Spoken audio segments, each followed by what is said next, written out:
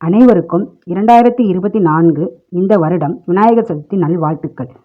விநாயகர் சதுர்த்தி வரலாறு மற்றும் விநாயகர் சதுர்த்தி வழிபடும் நேரம், வழிபடும் முறை, படைக்கப்பட வேண்டிய உணவுகள் ஆகியவற்றை பற்றி இந்த வீடியோவில் காணலாம். பிரம்மா ஒரு சமயம் கொட்டாவி விடவே அதிலிருந்து சிந்தூரணன் என்ற ஒரு அரக்கன் தோன்றினான். அவனுடைய சிவந்த தேகத்தை பார்த்து பயந்த பிரம்மா முன்னெச்சரிக்கையாய் அவன் கேட்காமலேயே அவனுக்கு சில வரங்களை தந்தார். கேட்காமலேயே வரம் கிடைத்த மமதையில் உலகையும் ஆட்டி படைத்தான் அரக்கன்.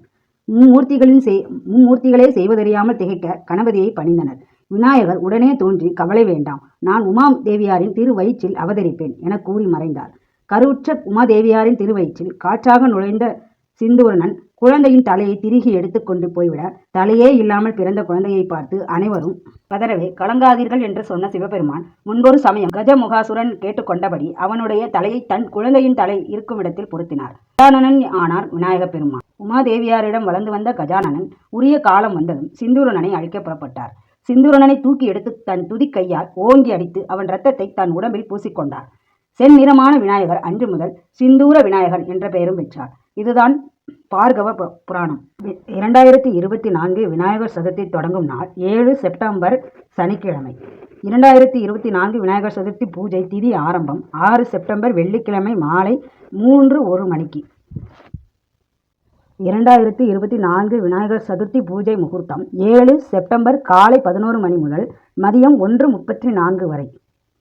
2024 விநாயகர் சதுர்த்தி பூஜை திதி முடிவு 7 செப்டம்பர் மாலை 5:37 மணிக்கு. 2024 விநாயகர் சதுர்த்தி முடியும் நாள் 17 செப்டம்பர் செவ்வாய்க்கிழமை. சதுர்த்தி திதி எப்போது நீடிக்கும்? சதுர்த்தி திதி 6 செப்டம்பர் 2024 அன்று மாலை 3:01 மணி முதல் 7 செப்டம்பர் 2024 அன்று மாலை 5:37 மணி வரை நீடிக்கும். சதுர்த்தி அன்று விநாயகருக்கு படைக்கும் உணவு. விநாயகர் சதுர்த்தி அன்று அப்பம், கொழுக்கட்டை, மோதகம், அவல், பொரி, சர்க்கரை பொங்கல், சுண்டல், கொய்யாப்பழம் போன்றவற்றை விநாயகருக்கு படைத்து வழிபட வேண்டும். மேலும் அருகம்புல், மல்லிகைப்பூ, எருக்கம்பூ ஆகியவை படைக்கப்பட வேண்டும். விநாயகர் சதுர்த்தி அன்று விநாயகர் சிலை வாங்கி வீட்டில் வைத்து அபிஷேகம் செய்து பூஜை செய்வது நல்லது.